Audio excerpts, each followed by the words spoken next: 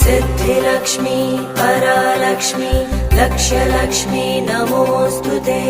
ब्राह्मीं च वैष्णवीं भद्रां षड्भुजां च चतुर्मुखां त्रिनेत्रां च त्रिशूलां च पद्मचक्रगदाधरां पीताम्बरधरां देवीं नानालङ्कारभूषितां तेजपुञ्जधरां श्रेष्ठां ध्यायेद्बालकुमारिकाम्।